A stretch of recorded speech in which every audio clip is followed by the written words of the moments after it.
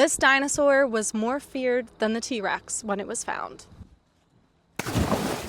Back in 1866, Ceres Park Nature Preserve used to be a marl pit. And at the time, pitmen were filling up train carts full of green sand marl to sell to the tri-state area when all of a sudden they struck gold. Or, well, bones. So they called up famous paleontologist at the time, Edward Drinker Cope, to come check it out. When he arrived, he found the partial skeleton of a Dryptosaurus, or what he called a Laelaps at the time. Staring at the skeleton, surrounded by the sweaty pitmen who had found it, he said, and I quote, "This is the finest discovery I have made yet." And while it wasn't the full skeleton, they did manage to find the skull, jaws, pelvis, and some other parts that apparently went missing in the late 1800s. And while E.D. Cope originally named the Dryptosaurus Laelaps, it was eventually renamed to Dryptosaurus in 1877 by his arch nemesis O.C. Marsh, because Laelaps was already the name of a mite. This massive meat-eating bipedal predator roamed the prehistoric island continent of Appalachia about 67 million years ago during the late Cretaceous period. So this area was essentially just dense forests and swampy areas back in the day, and stalking through it was the giant Dryptosaurus. It could grow up to 25 feet long, it weighed more than 3,000 pounds, and it had claws that were 8 inches long that it would use to hunt,